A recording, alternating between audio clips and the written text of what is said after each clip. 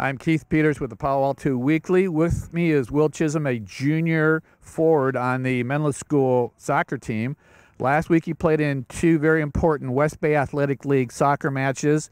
The first one, he had 2 assists. He scored the winning goal in a 4-3 victory over King's Academy. That allowed Menlo to move into second place. And the second game of the week, he scored 2 penalty kicks and a 2-2 tie with first place Sacred Heart Prep. That allowed Menlo to stay in second place. And for those performances, he is the Palo Alto Weekly Boys Athlete of the Week.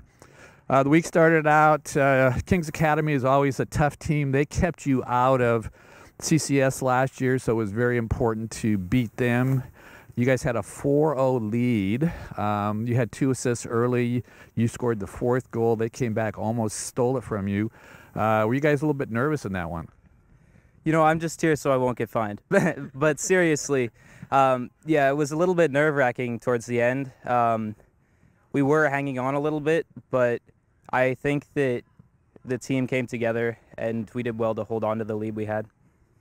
In the Sacred Heart match, it was sort of a back-and-forth game. You guys started out, you had a 1-0 lead. They came back and tied. They went ahead.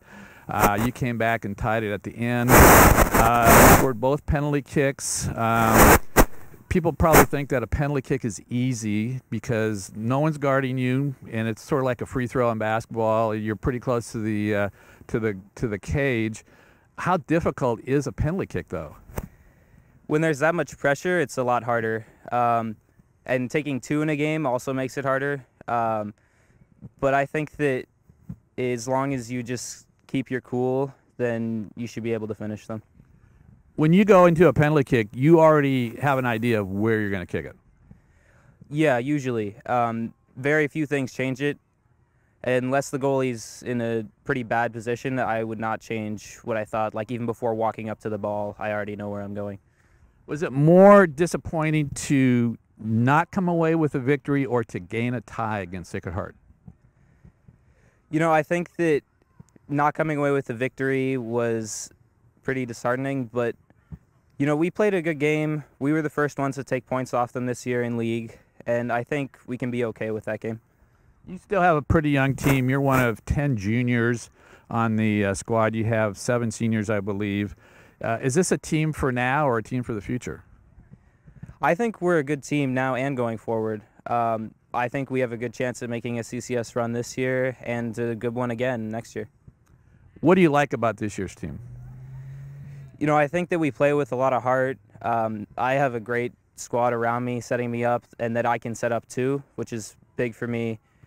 There's a lot of weapons going forward, which is something that we really have increased this year. Dylan Williams, Tyler, Jackson, Peter, all guys that I can trust with the ball in the opposing 18. The good thing about this schedule that you have coming up to finish out the season, you have King's Academy one more time.